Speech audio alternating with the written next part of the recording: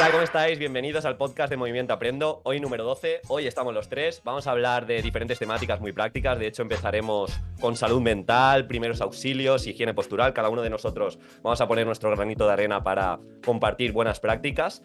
Luego continuaremos con actividades y juegos que nos han salido mal en un principio y cómo los hemos podido modificar para que os funcionen en vuestras clases. Y por último, de hecho, recientemente hemos hecho un artículo para el Movimiento Aprendo, para el blog, así que id a consultarlo.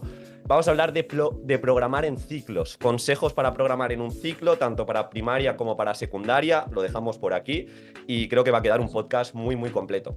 Y quería también deciros que ya que vamos a empezar y ahora Paolo ya entra de forma oficial a no solo el podcast de Movimiento Aprendo, sino a la preparación. Estamos los tres juntos mejorando toda la preparación de oposiciones, tanto de primaria como de secundaria, así que tanto para esta recta final como para el curso que viene os queréis preparar con nosotros, simplemente a info@movimientoaprendo.com, lo dejaremos por aquí también. Y quería hablar un poquito, vamos a hacerlo, si os parece, un poquito de off topic al principio, porque ayer, bueno, esto lo vais a ver el jueves, o lo vais a escuchar el jueves, el martes fue, ¿no? Sí, el martes, estuvimos en la Universidad de Alicante, fue una auténtica maratón, y estuvimos enseñando a futuros docentes a programar, innovar y evaluar en educación física, y la verdad que quedó muy chulo.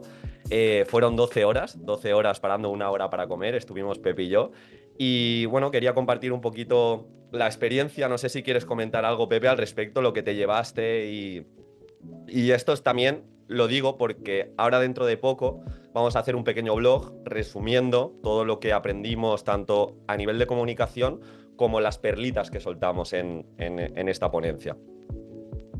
Eso es. Pues nada, el martes tuvimos 12 horas consecutivas, parando muy poquito, para hacer esta formación en cómo diseñar situaciones de aprendizaje a los alumnos de magisterio de segundo en la asignatura didáctica de educación física, para que aprendieran a diseñar, tal y como nos gusta explicar a nosotros, programando en el contexto, teniendo en cuenta los criterios, objetivos de aprendizaje, evaluación formativa, de modo que al final se llevaron ideas muy prácticas, muy reales, muy aplicables, tanto pues, obviamente para pasar la asignatura, pero también para las oposiciones y, por qué no, también para cuando sean maestros de educación física. Esta filosofía que explicamos nosotros para programar creo que les vino muy bien, y además también nosotros, de forma egoísta, también nos vino muy bien para pues, trabajar nuestro discurso, pero sobre todo también para mejorar esas capacidades comunicativas, y fue una experiencia muy chula, tío. Pasamos 12 horitas juntos, ahí codo a codo, en 6 grupos, y atendimos al final, creo que unos 300 alumnos me suena que fueron. Sí, yo creo que incluso más, porque son 12 grupos iba a decir de opositores, de docentes, 12 grupos en total. Sí. Además de distintas edades, ¿no? Y de distintas etapas, por así decirlo. Quiero decir que había gente de magisterio, gente del máster de secundaria, cosa que evidentemente esto hace que estén más cerca o más lejos de lo que es una oposición, por ejemplo. Eso es, sí, había distintos perfiles, sobre todo el grueso era de alumnos de segundo, de la asignatura didáctica de educación física, pero también tuvimos la oportunidad de explicar a la gente que estaba en el máster, y esos están ya muy cerquita de casi o del mundo laboral o de las oposiciones. Entonces seguro que se llevaron aprendizajes muy prácticos y muy directos sobre la programación, el NOMLOE y evaluación formativa. Eso es. Bueno, vamos a empezar, si os parece, cómo trabajar la salud mental, cómo trabajar esos primeros auxilios y esa higiene postural. Así que no sé quién quiere empezar. Paolo, si quieres arrancar. Vale. Sí, pues yo voy a empezar con los primeros auxilios. De hecho, hasta hace poquito hice varias sesiones de primeros auxilios en lo que es el proyecto del Camino de Santiago, que cuando esta semana lo acabamos, si queréis de cara al siguiente podcast o el de aquí 2, me da igual, puedo sintetizar un poco cómo ha funcionado todo. De hecho, he pasado ya una hoja de valoración del proyecto, cosas a mejorar al alumnado. Si os parece, lo puedo traer así para... Ya lo comenté cuando lo inicié, pero la valoración personal, la del alumnado y cómo ha funcionado todo.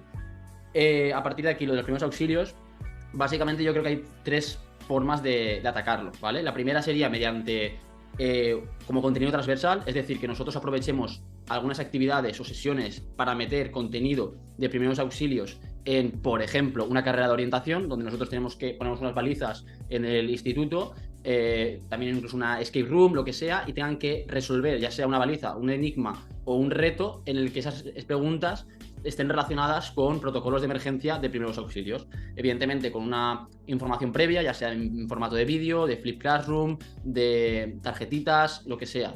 Pero una sería con este contenido transversal, que también se podría aplicar a sesiones puntuales en días como de lluvia o días sueltos.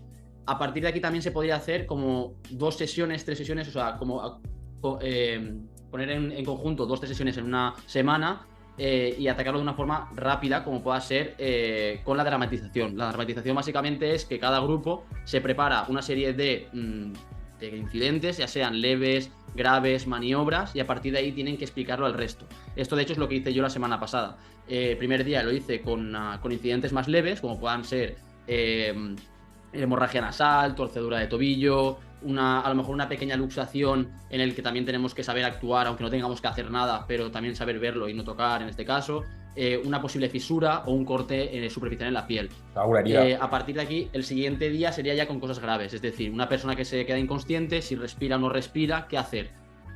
O una persona que tiene obstrucción de vía aérea, pues la maniobra Heimlich, antes de eso animar a toser, pues ese tipo de detalles que sí que los hemos visto a lo largo de la vida, ¿no? Cuando somos adultos, pero siempre está bien recordarlos y a nivel de adolescentes, pues asentar muy bien las bases. Y también incluso de ataques epilépticos, porque, por ejemplo, es bastante común la epilepsia dentro de la adolescencia, o sea, no común me refiero de que la gente lo suele tener, pero siempre hay algún caso que pasa, ¿no? Entonces, ¿cómo actuar en base a eso? También derribando mitos. Yo, por ejemplo, en este caso, repartía tarjetitas a cada grupo de 3-4 personas, en el que el rol básicamente era 1 o 2 explicaban y leían lo que era la tarjetita, mientras 1 o 2 del grupo dramatizaban y representaban de forma física lo que era la maniobra, ya sea la posición lateral de seguridad, si encontraban a una persona inconsciente pero sí que respiraba, o estaba en un coma etílico, por ejemplo, igual que la RCP, que hacían la maniobra, las presiones estas, ¿cómo se dice? Ahora me sale la palabra. ¿Os sale a vosotros ahora? No. Dale, ahora saldrá. Presiones, compresiones. Sí, compresiones. Más las 2 boca a boca que se hacen. Insuflaciones. Bueno, pues todo esto, 2 personas lo representan y los otros como que lo leen a medida que lo van haciendo. Luego también podríamos hacerlo como una situación de aprendizaje o unidad didáctica, ¿no? En la anterior ley, de un grupo de sesiones, ya sea a nivel transversal durante el año o en hacerla de una. En este caso sería, por ejemplo, con diferentes actividades como las que he dicho. Primero podrías hacer una sesión de evaluación inicial, luego o incluso una sesión de evaluación inicial con vídeos representativos de personas que han salvado la vida haciendo los primeros auxilios, también la preparación del botiquín, por ejemplo, y a partir de ahí meterte en sesiones de dramatizaciones, en sesiones de hacer como una especie de stand de cara, o sea, un proyecto o un producto final donde hagas un stand para primeros auxilios de cara a cursos más pequeños, como primero y segundo de la ESO, como producto final, por ejemplo, o incluso, como digo, productos finales que sean hacer vídeos demostrativos de ciertos primeros auxilios o de maniobras que se queden en QRs o en infografías que se puedan colgar en algunas aulas del instituto, o incluso en primeros auxilios o incidentes de aulas o de entornos en el que pueda ser común ese incidente. Es decir, imaginaos que pues, estamos en el laboratorio de química y hay una intoxicación por un aspecto, cómo funcionar o qué primeros auxilios hacer en ese caso. O en educación física, con varias infografías donde qué hacer si te has torcido el tobillo o tienes una hemorragia nasal por un pelotazo. Es decir, también hacer esas infografías o QRs en ciertas partes del instituto para representarlo. Y como digo antes, un producto final muy chulo de cursos más superiores, a nivel de cuarto, de bachillerato, hacer un stand de informativo sobre primeros auxilios de cara a los cursos más pequeños. Y bueno, luego, aparte de todo esto, como digo, hacerlo mediante actividades concretas, mediante contenido transversal o con unidades o secciones de aprendizaje enteras con estos productos finales que he comentado, también estaría bien hacer alguna sesión o alguna actividad complementaria. Es decir, ya sea una visita de la Cruz Roja, de Protección Civil, o como digo, de alguna charla de alguien o de alguna persona que haya podido salvar a alguien mediante esto y la importancia que tiene aprenderlo. Eso es, muy bien. Pues en este caso, para complementar un poco lo que has comentado, yo hace 2 años, en el colegio estuve trabajando aquí cerquita de casa, llevamos a cabo prácticamente una unidad didáctica de socorrismo en la cual vino un especialista, un socorrista, a explicarnos durante 3 sesiones, fueron 3 sesiones y 2 en el agua, en la piscina. Hicimos 3 sesiones en la cual nos enseñó, pues, como tú has comentado, las posibles lesiones y actuaciones en una sesión de educación física, las lesiones más comunes. Después también trajo maniquís y estuvimos practicando las compresiones y las insuflaciones. Después nos explicó también el material que se podía utilizar para socorrismo en la playa y en la piscina, ya que él era socorrista de playa. Y después pasó un tiempo, que ya terminamos esas 3 sesiones, estuvimos haciendo una unidad didáctica de natación, ¿vale? En la piscina, durante creo que fueron 8 o 10 sesiones, y las 2 últimas vino él a explicarnos diferentes técnicas de socorrismo directamente en el agua con esos materiales que nos había explicado previamente en el cole. De modo que, nada, todo es ponerse en contacto con alguna asociación, algún socorrista conocido y tal, hacer todos los trámites que lleve al cole, y de una forma un poco más experta pueden experimentar y pueden tocar los materiales, y así pues puede ser mucho más vivencial para el alumnado. Muy bien, Pepe. Vale. Y en tu caso, ya que estabas hablando, si quieres decir de higiene postural, que también es un contenido que creo que se suele trabajar siempre igual y no hay ideas. Vale, pues mira, os voy a dar ideas muy chulas porque al final yo hice el TFG y el TFM sobre higiene postural, de modo que tengo algunas ideas, ya sé que tú también, Paolo.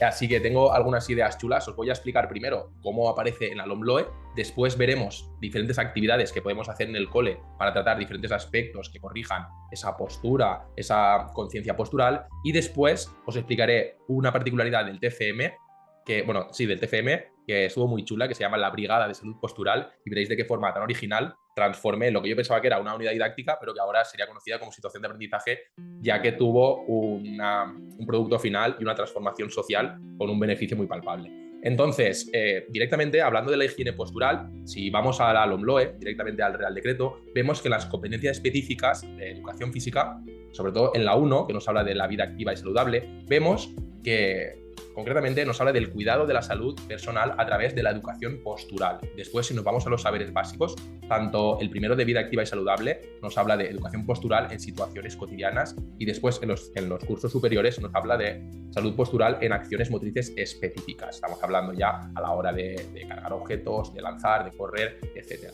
Y después también, si nos vamos a otro saber básico, que es el de resolución de problemas en situaciones motrices, nos explica o nos insta a que trabajemos la integración del esquema corporal y del control tónico postural. Entonces, teniendo esto en mente, voy a plantear algunas de las actividades que hicimos en la unidad didáctica cuando desarrollé el TFM, que acudí a un centro para hacer una unidad didáctica práctica y tomar unos datos, hacer unos registros. Entonces, respecto a la educación postural en situaciones cotidianas, podemos hacer diferentes juegos y actividades de conciencia corporal, que son diferentes ejercicios que van a ayudar a los niños a tomar esa conciencia de su cuerpo, de su postura, y podemos utilizar, si tenemos la posibilidad de tener un espejo gigante, pues que hagan actividades frente a este espejo para observar su postura, para corregirla. Después, nosotros como docentes de educación física debemos de ofrecerles un modelo de postura correcta, tanto al estar de pie, con las 2 piernas ancladas. También podemos ir relajando la postura y pasando el peso de una pierna a otra, si vamos a estar mucho rato de pie. Después, a la hora de andar, mantener la mirada al frente, la espalda recta, los hombros retraídos, de modo que no se nos carga ninguna zona del cuerpo. Después, muy importante también, a la hora de recoger objetos del suelo, está claro, a lo mejor un niño no va a coger un objeto muy pesado que se carga a lo mejor una persona adulta, pero está bien que desde bien pequeño aprendan a levantar objetos del suelo utilizando la fuerza de las piernas y no a doblar la espalda. Y después lo que podemos hacer es, por parejas, uno ejecuta todos estos movimientos, estas posturas, y otro va corrigiendo según las indicaciones del profesor. Después hay otros ejercicios, por ejemplo, ejercicios de equilibrio, que se pueden utilizar también para fuera de alguna unidad didáctica de higiene postural, que básicamente fomentan el equilibrio y trabajan también la postura correcta. Por ejemplo, muy sencillito es andar con un cono en la cabeza, como he dicho, con la mirada al frente y retracción escapular. Después, pararse a la pata coja o caminar sobre una línea también nos ayuda a mejorar el equilibrio y mejorar la postura del cuerpo, pero sobre todo es que el alumnado sea consciente a la hora de andar, a la hora de hacer los diferentes gestos de su actitud y su conciencia postural. Después, otros juegos en acciones motrices específicas, como estaba diciendo, ya sean de lanzar, de atrapar, de coger objetos para volverlos a lanzar. También es verdad que si no realizamos un gesto muy pulido, una técnica muy buena, pues puede provocar lesiones, ¿no? Tanto en la espalda, nos puede pegar un pinchazo, en los hombros, de modo que también en estas acciones motrices específicas podemos explicar al alumnado, darles instrucciones claras sobre la alineación corporal a la hora de hacer esos movimientos para que no se produzcan lesiones. Y si ya después nos pasamos a una parte que me gusta mucho, que es el control tónico-postural, que como había dicho anteriormente, aparece en los saberes básicos, sobre todo en los cursos superiores, tenemos 3 tipos de ejercicios. Por una parte, tenemos los estiramientos y la movilidad, como comenté un día, ¿no? Con medio folio a poder ser reciclado, podemos hacer como si fregáramos el suelo para aumentar el rango articular del hombro, también con las piernas, estando tumbados boca abajo y pasando el papel de un lado a otro, de modo que así fortalecemos los músculos del core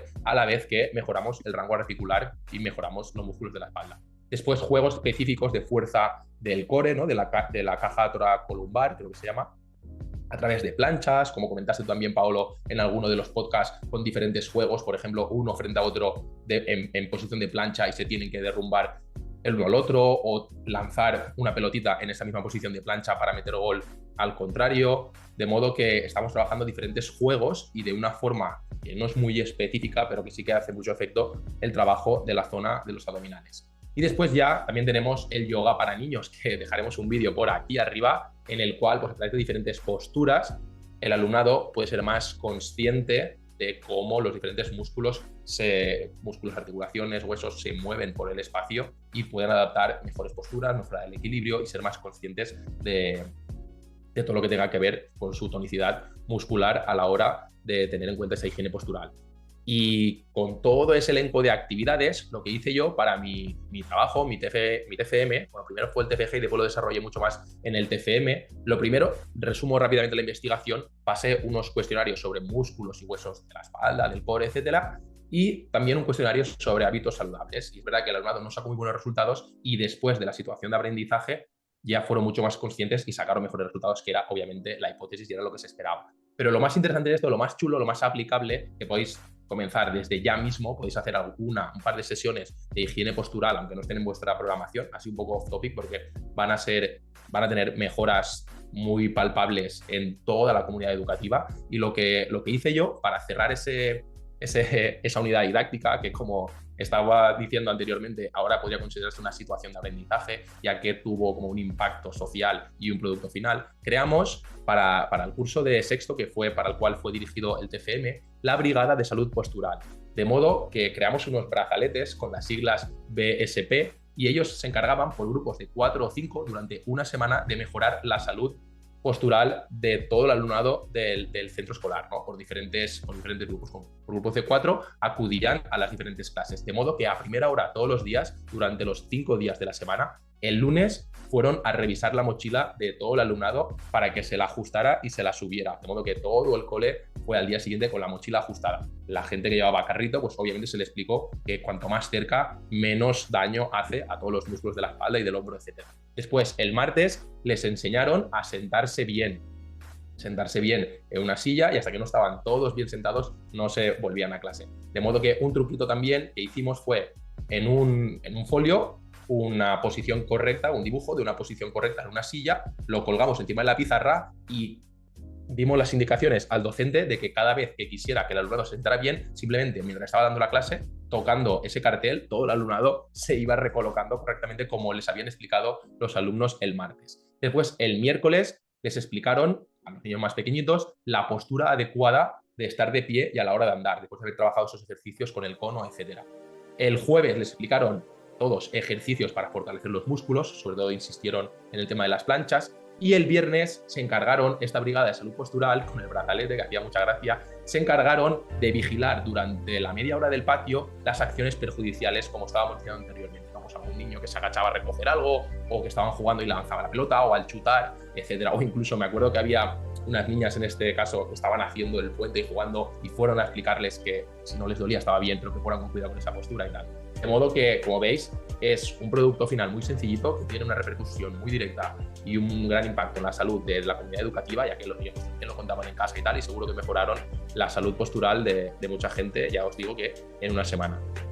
Yo sí puedo añadir algo, es que también justo, es coincidencia, pero también hice el TFG y el TFM sobre higiene postural y lo ataqué como desde un punto de vista integral, en el que tocaba primero lo que era el tema de la movilidad, el tema del ejercicio físico, principalmente del trabajo de core, etcétera, pero también de la técnica de los ejercicios de fuerza, y luego la de la higiene postural en tareas domésticas, como ha dicho Pepe, pues de recoger objetos desde el suelo, etcétera. Y estaba viendo aquí actividades que yo había puesto en mi unidad de la programación de la oposición, porque me acuerdo que estaban como muy completas, he ido a verlas ahora mientras también hablaba Pepe, porque creo que también pueden estar guay compartirlas desde un punto de vista más de secundaria y eso. Y yo, por ejemplo, hacía un portfolio en el que tenían que elegir una actividad sobre 3 opciones que yo les daba. De estas 3 opciones, una de ellas era, ahora voy, trabajo de revisión e investigación de la postura de personas que están en su casa, qué vicios posturales veían después de lo que hayamos trabajado en clase. Luego, un análisis crítico a nivel postural de ejercicios que estaban en un vídeo de YouTube que yo había puesto, que ya adrede los había puesto como que había gente que los estaba ejecutando de forma negativa. Y luego también crear un descanso postural activo. Es decir, nosotros cuando estamos muchísimo tiempo sentados, que ya estabas que esto investigado, tendemos a acortar ciertos músculos que nos hacen muchas veces desencadenar en un dolor de espalda, ya sea el psoas, que es este flexor de cadera que tenemos al lado del aductor, que también se nos acorta, el tema de los hombros, la cadena escapular, ¿no? La cintura escapular que tenemos aquí con el tema de los hombros y el pectoral también se nos acorta, estamos anteriorizados, y estas descompensaciones musculares son, claro, estas descompensaciones musculares es las que generan dolor de espalda. Tampoco yo soy un demasiado talibán en el sentido del tema de la flexibilidad y de tener una higiene postural perfecta en el día a día, sino lo que tenemos que hacer es trabajo de movilidad y de fuerza en rangos de movimiento completos, como para que revertamos estos problemas en personas que tienen incluso escoliosis o lo que sea. Entonces, como digo, este descanso postural puede ser simplemente colgarse de una barra, simplemente, o lo que decía Pepe, de ciertos estiramientos del dorsal, ciertos estiramientos del psoas ilíaco, del glúteo, que son músculos que están dormidos cuando pasamos muchas horas sentados. Entonces, un ejemplo de estos trabajos que yo mandaba, ¿no? Una de las opciones que era este descanso postural activo, ¿no? Que también se podría añadir a estos descansos activos que ojalá estuviesen el día de mañana en los centros educativos cuando pasan muchas horas sentados. Y luego también había un dossier que era que tenían que intentar mejorar una postura, una técnica negativa, o sea, mal hecha, de un ejercicio. Yo les ponía al lado la típica sentadilla con cifosis dorsal, levantando los talones, todo este tipo de sentadillas que nosotros nos podemos imaginar que están mal hechas y cómo la podríamos transformar a una buena sentadilla, ¿no?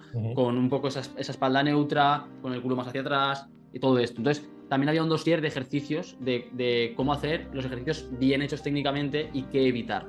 Entonces, como digo, el tema de la postura es súper amplio, súper amplio, pero yo creo que donde más nos tenemos que fijar los docentes de educación física es en este trabajo integral, ¿no? Este trabajo de conciencia corporal, como decía Pepe, con el tema de los ejercicios de los conos, todo esto, pero también atacarlo desde el punto de vista de movilidad y fuerza, creo yo. Eso, de hecho, Pablo, no sé si te acuerdas, lo hicimos en la carrera, en expresión corporal. Al menos yo hice con mi grupo un trabajo que era las acciones, como las 10 acciones más cotidianas que hacemos en nuestro día a día. El mal hecho, cómo se suele hacer, estás planchando, cómo normalmente planchamos y cómo se haría en una posición un poco mejor, sin ser talibán, porque obviamente nunca estamos con la espalda neutra 100%, claro. pero ese pero antes y después llama mucho la atención. Hay unos pequeños tips, como el tema de cuando estás limpiando los platos, de tener un pie un poco en alto, que para trabajar tal. Para planchar. Y luego me acabo de acordar de una actividad que se le había competencia motriz, creo que era, o sea, competencia motriz era no sé si es el blog, puede ser. Puede ser, sí. Creo que sí. Vale, o Educación 3.0, ahora mismo no me acuerdo cuál era de los dos, no me acuerdo ahora. O en movimientoaprendo.com. Pero que era una actividad que era un GIF postural. Eran tres fotos en las que una estaba mal hecha, luego había una transición y luego estaba bien hecha, ¿no? De cómo llevar la mochila, luego estaba bien hecha, ¿no? Cómo se sentarse en la silla, y era como un GIF que con esas tres fotos los unías y hacías un GIF de mal a bien. Eso también me acuerdo que lo vi, estaba interesante también. Muy bien. No es un tema baladí, ya que según leo, y he visto en diferentes revistas ahora en una búsqueda que he hecho, entre el 60 y el 80% de la población mundial sufre en alguna ocasión dolor lumbar. Entonces, quizá muchas veces es inevitable porque te pasa, pero otras muchas es por falta de fuerza, falta de movilidad, etcétera, etcétera. Como complemento a esto, creo que va a quedar también un vídeo muy largo, al menos de higiene postural, así que este también lo subiremos a YouTube de forma así segmentada. Creo que puede quedar muy completito. El tema de los descansos activos, al final, nosotros tenemos, de hecho, el gobierno hizo un pequeño dossier que se llama Dame 10, que son descansos activos mediante ejercicio físico, y puede tener una solución para aquellos docentes que quizá no tienen tanta competencia motriz y sí que al tener a los alumnos tanto tiempo sentados, una hora seguida, 50 minutos, 40 minutos, pues en este pequeño dossier, que también lo pondremos en las notas del programa, van a haber ejercicios por cada asignatura, tanto en primaria y secundaria, que puedes hacer independientemente de la especialidad para romper ese patrón de todo el rato movimiento o más bien estoy estático atendiendo, pues cada 45 minutos igual tengo una alternativa de movimiento de lengua castellana, de matemáticas, entonces echarle un vistazo porque está muy bien. Para acabar este primer punto voy a hablar grosso modo de la salud mental. La salud mental sí que es un problema quizá más transversal que se puede tocar desde todas las especialidades, y como estos problemas que ya hemos hablado en otras ocasiones de convivencia, de coeducación, pues los tenemos que también trabajar desde todas las especialidades. Aquí entraría todo el trabajo coordinativo, todo el trabajo interdisciplinar, ya que identificar emociones, reconocer emociones, gestionar emociones es algo que tenemos en nuestro día a día. Y de hecho, como contenido en nuestro decreto aparece salud mental, bienestar personal y en el entorno a través de la motricidad, conocimiento de uno mismo e identificación de las fortalezas y debilidades en todos los ámbitos. Habla de debilidades también, y creo que esto no se trabaja mucho, el de abrirnos, hacer quizá un pequeño círculo. De hecho, es una dinámica que yo no he llevado a cabo, pero un poco investigando para tratar el tema me ha gustado bastante, que se llama el círculo de fortalezas y debilidades, que se puede hacer a principio de curso, donde formamos un círculo con nuestros alumnos y simplemente vamos a decir cada uno de nosotros y nosotras una fortaleza personal respecto a la actividad física y una debilidad que nos gustaría mejorar. Y esto lo podemos apuntar quizá en el portfolio de aprendizaje, y luego al final, para que no quede en agua de borraja y ya está, luego al final comparar y ver si se ha mejorado. Como tema, digo, transversal que se puede trabajar, en otros podcasts también hemos hablado del programa Ruler, de cómo podemos trabajar las emociones. Es este programa que tiene evidencia al respecto. Aquí tendríamos de referencia el Mood Meter, que es un pequeño cuadrante de emociones para trabajar el criterio de evaluación que tenemos en educación física, de identificar emociones, reconocer emociones. Pues cuando entramos al aula nos situamos y decimos cómo nos sentimos, y aquí me gusta mucho el ver cómo podemos cambiar nuestro estado anímico con la actividad física. Esto ya lo contamos en otros podcasts, pero bueno, contemplarlo. Me sitúo al principio cuando vengo quizá de estar 3 horas sentado escuchando, etcétera, etcétera, y veo luego cómo me puedo sentir después de una buena clase de actividad física y de deporte en ese sentido. Otras propuestas, ya os digo que la salud mental no se va a subsanar o no se va a mejorar en una sesión o en una unidad didáctica. Por lo tanto, el trabajarlo de forma transversal, como propusimos en su día la nutrición, Paolo y yo, es el camino. Aquí también lo podemos tener muy en cuenta situaciones de aprendizaje relacionadas con el mindfulness, con el yoga, con el parar de vez en cuando. Incluso, seguro que me habéis escuchado en otras ocasiones hablar de esta actividad metacognitiva.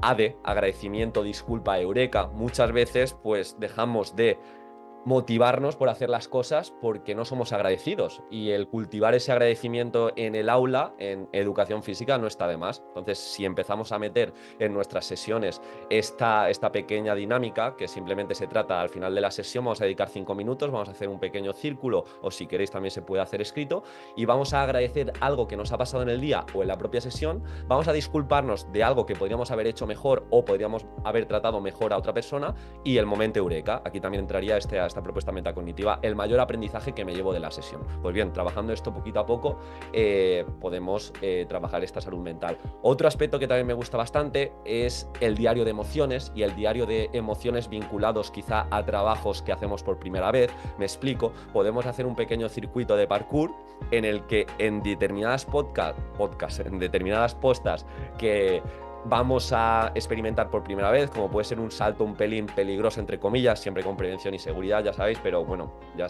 nuestros alumnos a veces pueden sentir miedos o pueden sentir inseguridades. Hablar de esto, es decir, tener el diario y decir cómo te has sentido antes de hacer el circuito, en qué prueba has tenido quizá más miedos, cómo has subsanado el miedo y cómo te sientes luego de afrontar dicho miedo. Entonces, esas pequeñas reflexiones pueden venir muy bien.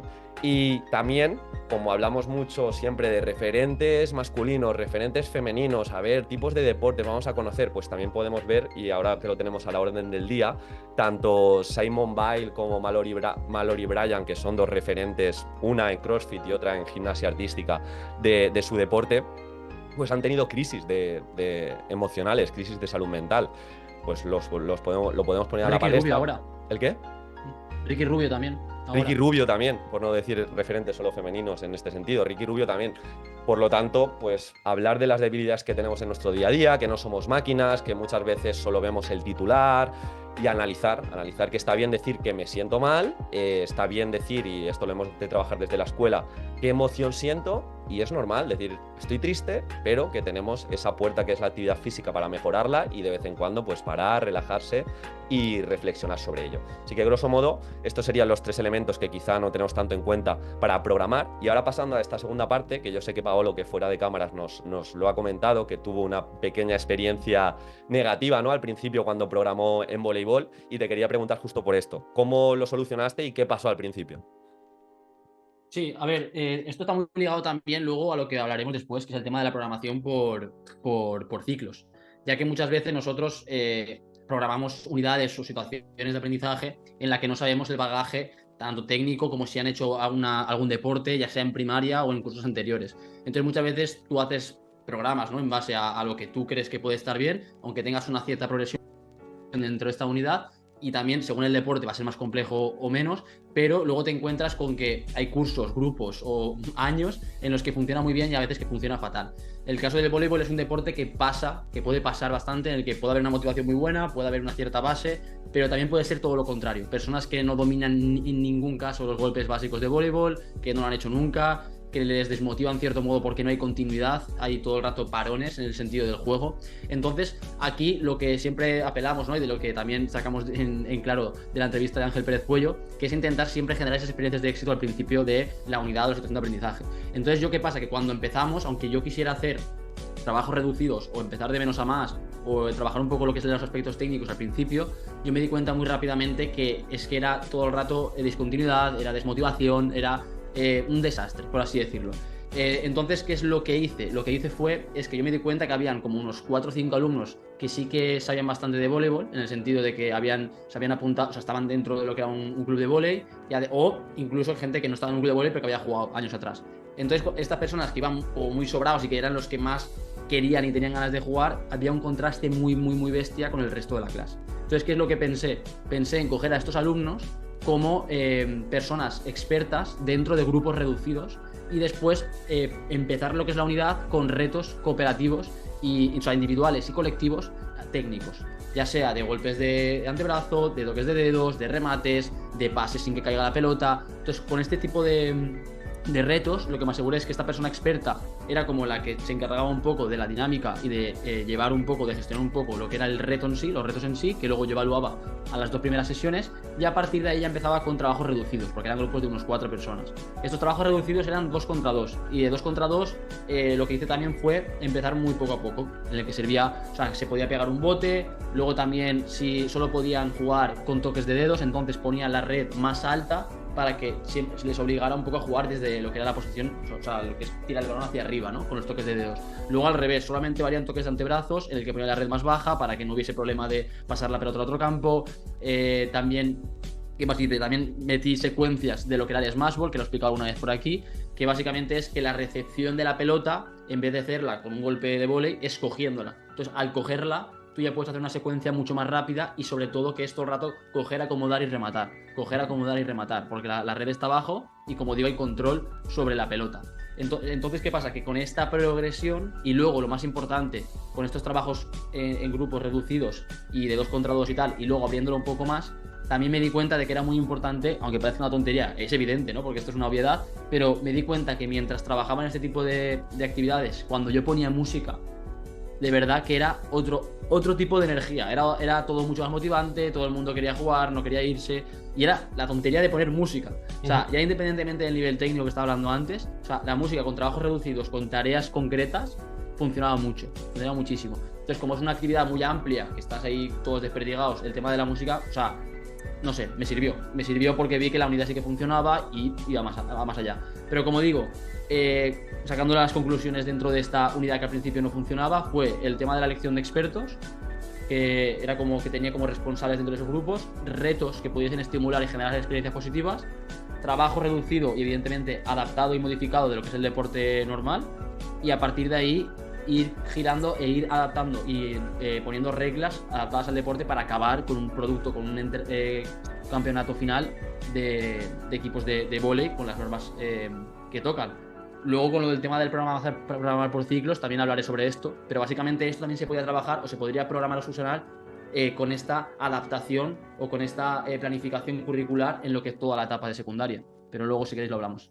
Yo más que Muy bien. actividades, Pepe, si te parece, antes de que participes, Sí. porque sí que he tenido una epifanía en estos 2 últimos años respecto a todo esto, que cuando empecé de docente de educación física, yo les transmitía a mis alumnos simplemente que había ciertos contenidos que tocaba hacerlos. Así lo marca el decreto, los tenemos que hacer. Hoy toca esto, y cuando me preguntaban, ¿pero por qué ahora vamos a hacer expresión corporal y no deporte? Que deporte es más divertido. Hoy toca esto. Y a través del artículo que analizamos en su día, de la educación física con sentido, a través también de la entrevista de Ángel Pérez Puello, a través también del cambio legislativo LOMLOE de programar desde el contexto, a través también de la charla que dimos Pepe y yo hace un par de días, al final no toca hacer esto. O sea, si nosotros tenemos un público, tenemos unos alumnos, no les toca esto. Nosotros como docentes, como comunicadores, tenemos que hacérselo relevante, tenemos que hacérselo útil. Y aquí entraría también todo lo que ha dicho Paolo. Creo que es fundamental empezar por esas pequeñas victorias, por esas pequeñas...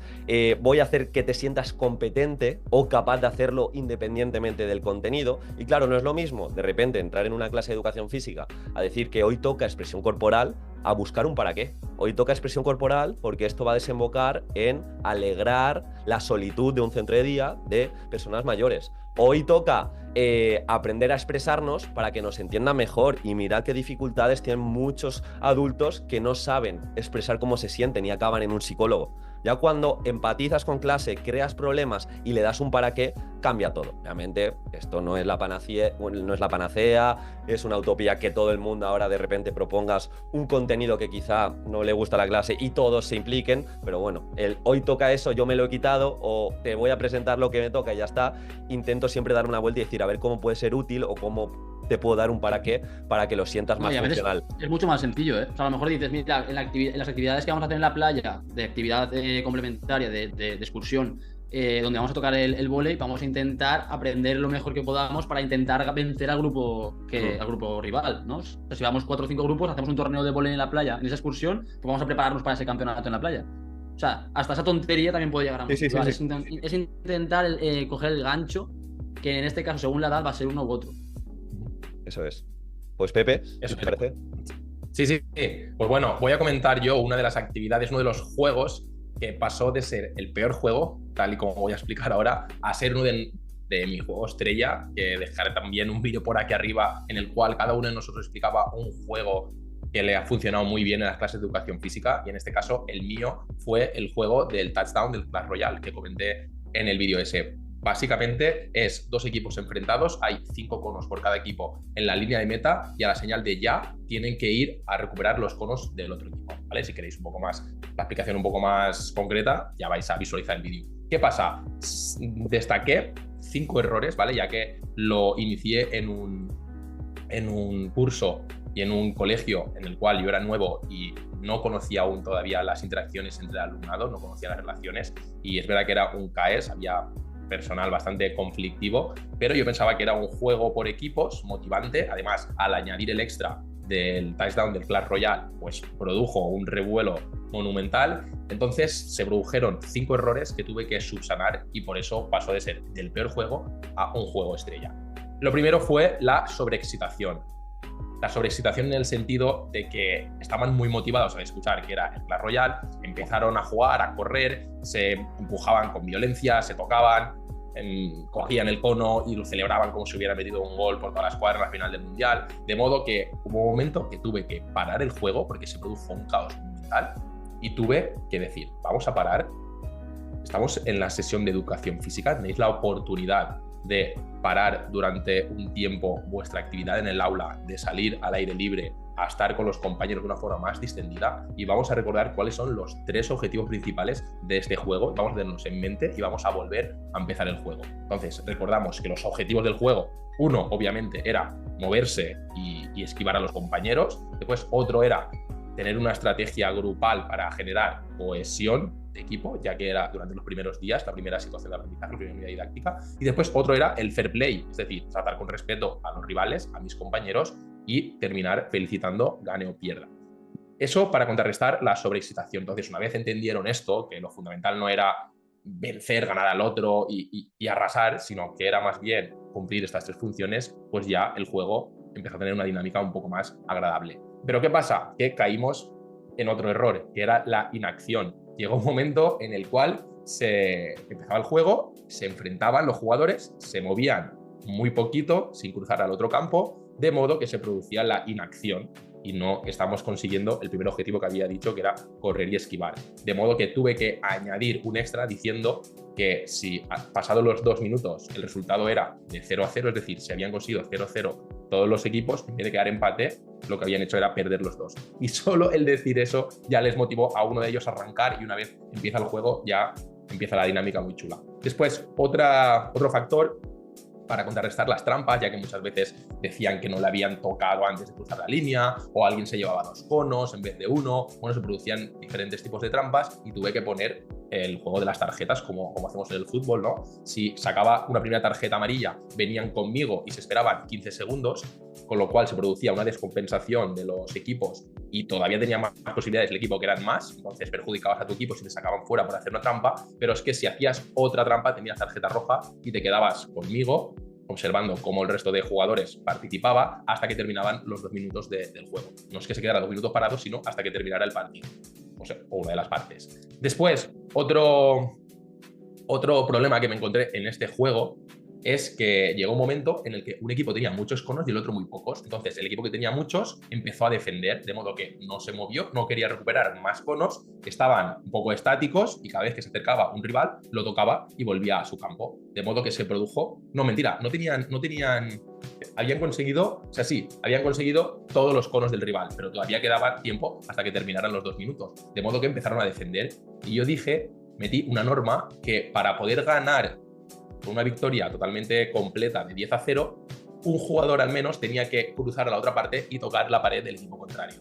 De modo que de esa forma ya se volvió a movilizar el equipo y al final terminaron los 2 minutos y no sé si quedaron, imagínate, 7-3, quedó un poco más anivelado, pero tuvimos ese extra, ese punch final al terminar el juego. Y después ya finalmente otro error es que había muchas burlas, como he dicho, muchos piques, dependiendo de si me tocaba con algún compañero más amigo, pues me lo pasaba bien, y si no, pues a lo mejor incluso se insultaban entre los propios miembros del equipo. Y lo que hice para generar esa cohesión grupal y además también aprovechar esos primeros días para conocer un poco las interacciones entre el alumnado, era para reducir estas burlas y que realmente se centraran en el juego, era que cada equipo tenía que hacer su propio grito de guerra para antes de cada ronda de esos 2 minutos, y después también que se desearan suerte para el inicio del partido y después que se felicitaran a posteriori, ¿no? Para ahí trabajábamos también el fair play, tanto si hubieran ganado como si hubieran perdido. Y les expliqué que los jugadores de la final del Mundial, por ejemplo, cualquier partido final de la Champions, ganen o pierdan, siempre van a felicitar a los rivales, aunque estén llorando, y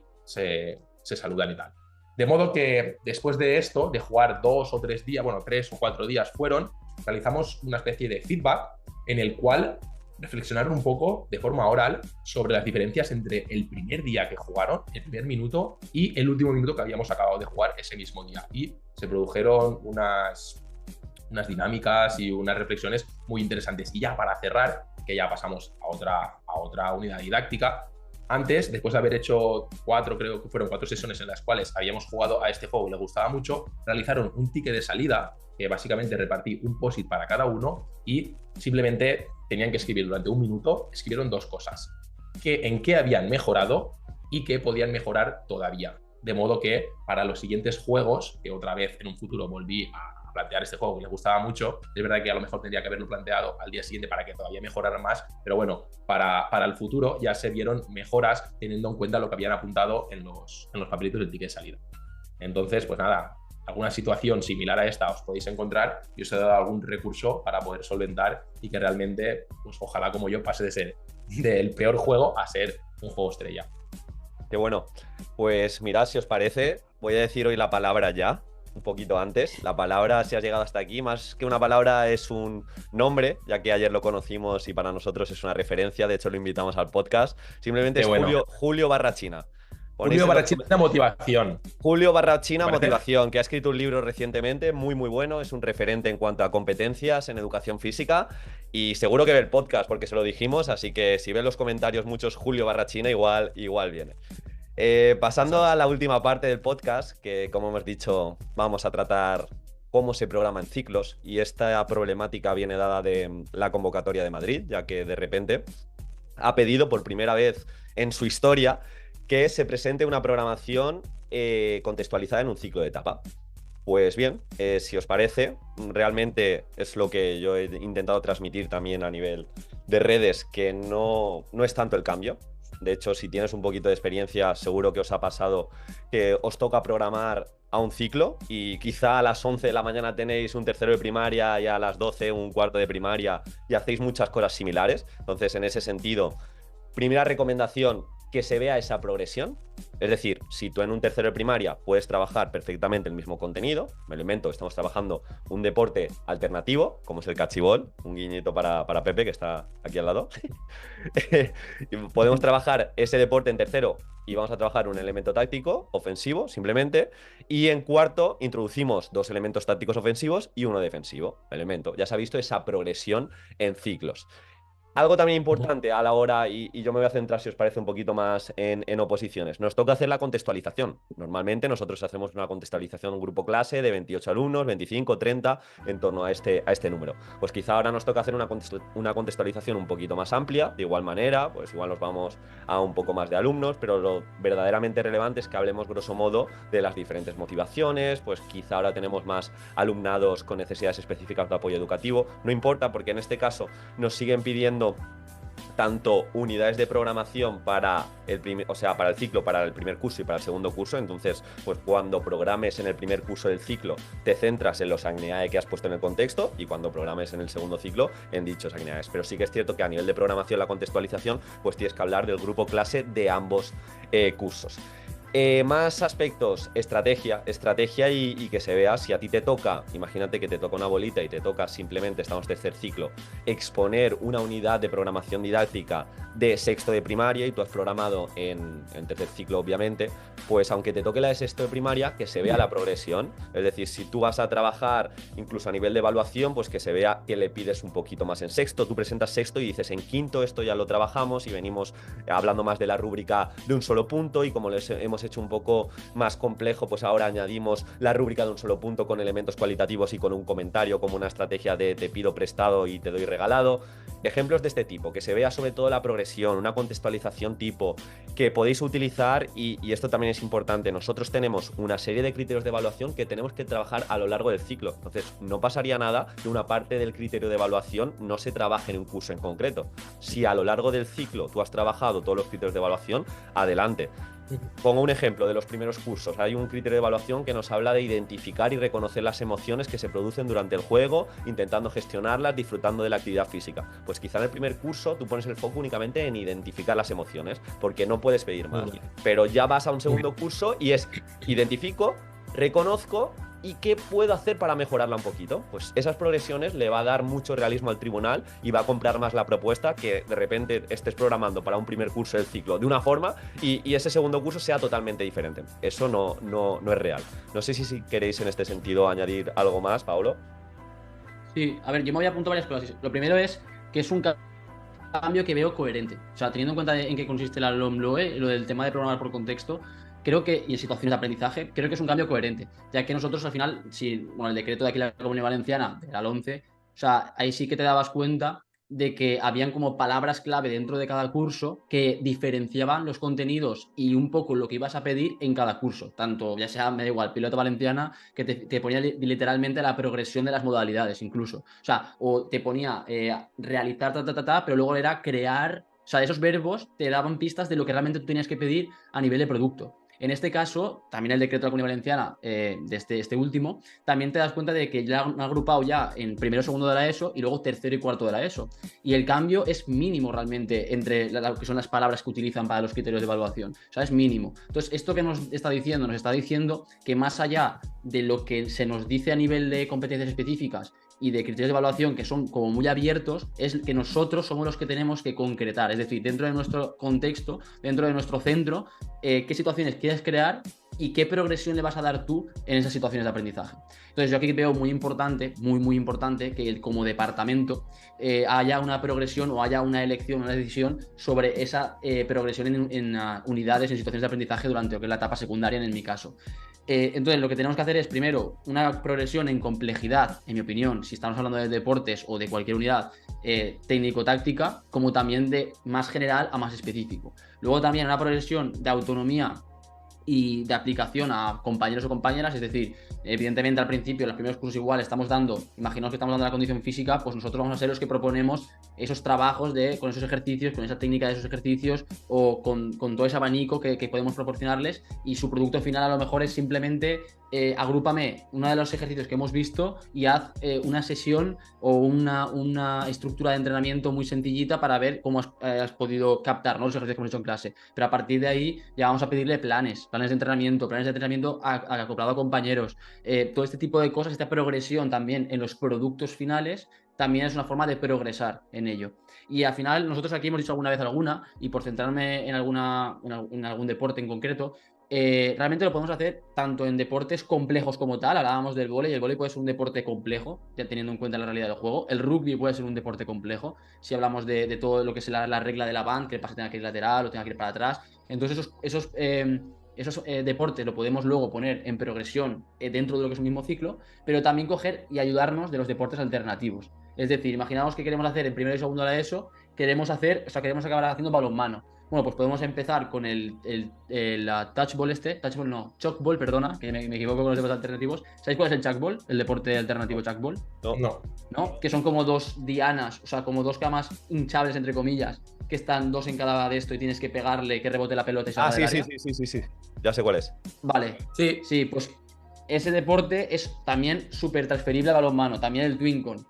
En el que no te puedes mover en el espacio con el balón, en el twincon en este caso, hay pases, no hay botes, el tema del chalkball no hay defensa, en el twincon sí. Entonces esta progresión simplemente con deportes alternativos de empezar con el chalkball, que es un deporte más de puntería y tal, que no hay defensa, pasar por el twincon, que sí que hay defensa, al balonmano, pues esta progresión metodológica curricular tendría sentido dentro de estos dos cursos. También puede ser incluso añadiendo reglas a un mismo deporte en estos dos cursos. Imaginaos que en tercero de la ESO metemos el rugby, pero lo hacemos sin la regla más diferenciadora con otros deportes de invasión, que es que no puedes pasarla hacia adelante. Entonces hacemos el rugby con una serie de normas en la que una de ellas es, la que no vamos a hacer es la de la regla de la band, que es que no se pueda pasar hacia adelante. Y en cuarto de la ESO sí que la metemos. También se puede hacer esta progresión. Y como digo, al final la progresión que nosotros diseñemos tiene que estar pendiente de varias cosas. Una, en lo que le pedimos al alumnado, como decía Diego, a nivel de no es lo mismo reconocer, identificar que crear o lo que sea, a nivel de producto final, muy importante, y a nivel también de lo que le estamos demandando, de que lo que decía también Ángel Pérez Puello en la entrevista, no podemos enseñar, siendo realistas, a todo un alumnado con la diversidad que supone una clase de secundaria, que aprendan en 6-7 sesiones el deporte de movimiento del rugby a la perfección, ¿vale? Pues ¿por qué no programamos de cara a este ciclo? ¿Por qué no hacemos el rugby en tercero de la ESO con este acortamiento de reglas y en cuarto de la ESO lo rematamos? Y pedimos diferentes productos finales. Entonces todo esto es lo que tenemos que plantearnos a la hora de programar, y a partir de ahí, como digo, será todo mucho más coherente, que es al final lo que estamos viendo en programar desde el contexto del alumnado. Eso es. De hecho, Pepe, has elaborado hace poquito un artículo, el que hemos comentado al principio, así que seguro tienes cosas que aportar. Sí, bueno, justo iba a decir que, como habéis visto fuera de cámaras, me he levantado un poquito picarón esta mañana, un poquito travieso, y iba a hacer ahora como un resumen del artículo, pero ya que lo publicamos ayer, un artículo muy concreto en el cual hacemos una reflexión sobre ese cambio de paradigma, ¿no? De dejar de programar solo para un grupo y programar por ciclos, un cambio, a mi entender, coherente. También doy en ese artículo 3 consejos muy claves sobre progresión, sobre selección de eventos curriculares y sobre evaluación, y todo esto viene explicado a través de un ejemplo práctico para quinto y sexto de primaria, ¿vale? Y así también se puede utilizar para la ESO, en el que se entiende todo muy bien. Entonces, como he dicho que me he levantado un poquito travieso, si os parece, dejamos aquí un poquito el avance y dejaremos el enlace abajo en los comentarios para que la gente visite el blog de Movimiento Aprendo y pueda leer este artículo que acabamos de publicar. Pues mirad, para acabar, os voy a hacer una pregunta complicada. Es de oposiciones, pero es complicada, aunque creo que para vosotros va a ser sencilla. Imaginad, ahora empezamos marzo, que os tenéis que presentar las oposiciones en junio, pero empezamos marzo y no habéis empezado todavía. Y tenéis que entregar programación, tenéis que entregar, en este caso, pues vuestras unidades didácticas, tenéis que estudiar el temario y tenéis que hacer también supuesto práctico. ¿Qué haríais en estos 4 meses para estar preparados o lo más preparados posibles? No vale quejarse, no vale decir que no me presento, me tengo que presentar sí o sí y te lo tienes que tomar en serio. ¿Qué haríais? ¿Alguien quiere empezar? Yo mismo. Vale, pero has dicho que ha empezado la programación. ¿Hemos empezado a estudiar o no? ¿O No, se ha cero, entrado? cero. Imagínate, Vale, ha salido, queremos no te ibas a presentarnos- presentar, Pepe, no te ibas a presentar, ha salido convocatoria hoy y dices, 300 plazas en educación física, me tengo que presentar sí o sí, pero es que no he empezado. Vale. Vale, yo ahí lo tengo claro. A ver, es verdad que depende mucho. O sea, si es muy difícil porque, evidentemente, esa persona, igual, como no está metida en el mundillo, no sabe de referentes en este sector, en el tema de la preparación de oposiciones, etcétera. Pero yo sí que apostaría o pediría, en este caso, como lo que se llamaría un mentor, ¿no? O sea, un mentor es ya coger una persona que sea casi un crack en ello. O sea, por ejemplo, el gran Diego. Diego Y me Fuentes. digas, Diego, por favor, tengo este problema. Quiero que me des las bases de la oposición para entender primero las normas del juego, Ujú. cómo interpretar la ley, cómo aplicar buenas situaciones de aprendizaje, a un ejemplo. Luego, el tema de los temas, cómo hacer un buen tema o qué elementos puedo yo diferenciarme dentro de un tema que se pueda aplicar luego a todo lo demás, y lo mismo con el tema del supuesto práctico. Entonces, con estas bases, tanto a nivel de diferenciarte como a nivel de no perder el tiempo en saber las normas del juego, a partir de aquí ya sería un tema de elección, ¿vale? ¿De cuántos temas estamos hablando? Pues voy a ceñirme a 15. O sea, si son 25, 15. Si son 60 y pico, pues 20, no sé. Y a partir de ahí, claro, evidentemente, con estos elementos o con esta, a lo mejor, bibliografía más cerradita, o sea, a lo mejor no abarcar mucho, pero de lo que tengo, controlarlo muchísimo, pues tirar un poco por ahí. Y el tema de las situaciones de aprendizaje igual, con algún ejemplo que vea, intentar o bien ver situaciones de aprendizaje que ya están creadas, con los típicos bancos de situaciones de aprendizaje que se están viendo en algunas cuentas. De hecho, nosotros tenemos un banco de situaciones de aprendizaje bastante amplio. Y tenemos A 2 partir de artículos ahí, en el blog con muchas ideas también. exacto, pues a partir de ahí coger ideas de ese tipo para poder transferirlas, dar un toque personal, pero sobre todo lo más importante para mí es la base, ¿no? El saber entender las normas del juego, diferenciarse y a partir de ahí ser muy inteligente en las decisiones que tomaría. Y 4 meses a full, evidentemente. O sea, eso ya sería ya. Eso es muy bien. Infernal. Yo, para complementar lo que ha dicho Paolo, lo que haría también es planificarme de aquí al examen de oposiciones, diferentes tramos, ¿no? Una fase de aprendizaje de normas del juego, después una fase de estudio de los temas previa selección de los que más me gustan y a poder ser que estén relacionados para abarcar cuanto más temas con menos contenido, mucho mejor. Después también, obviamente, como estaba diciendo, esa planificación eficiente es importante, reservarme todos los días 3 horas mínimo, poder ser 3:30, 4, y a lo mejor un día de descanso, ¿vale? O un día de revisión de los temas, etcétera, que lo toques de una forma por encima. Y después, por supuesto, el tema de los simulacros es fundamental. Someter a tu cuerpo a la situación real de examen o lo más parecida posible hace que estés ese día más preparado que la persona que directamente ha estudiado y ese día va a probar suerte. Entonces, realizar mini simulacros y conforme se vaya acercando el día del examen, realizar simulacros lo más parecidos posibles a lo que nos vamos a encontrar, yo creo que es clave. Y después también, otra cosa que estuvimos hablando en Alicante, que había mucha gente que se estaba pensando el tema de presentarse o no a las oposiciones, porque a lo mejor era como muy precipitado, dijimos que el mejor simulacro es presentarse a unas oposiciones reales. Si vas muy preparado, obviamente será un camino mucho más fácil, pero si vas poco preparado porque has tenido poco tiempo o porque no te lo has tomado muy en serio ese año, cosa que, bueno, no estoy yo muy de acuerdo, pero porque tenemos que ir a muerte aunque tengamos poco tiempo, pero esa preparación y ese día a día en el instituto, conviviendo con los opositores, con los miembros del tribunal, el aula, ese ambiente de oposiciones y de exámenes y de tensión, simplemente el pasarlo es el mejor simulacro que existe.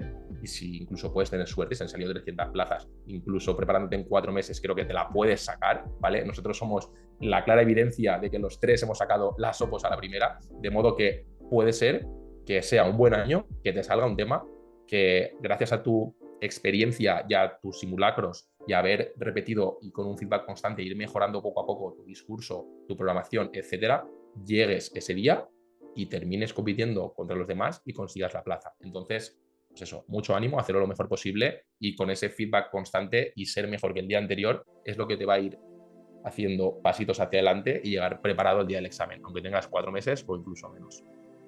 Me han encantado las respuestas. De hecho, a modo de síntesis, iba a hacer o a decir cosas muy similares, Yo me pondría un cortafuegos que de hecho utilicé ayer en las charlas que dimos.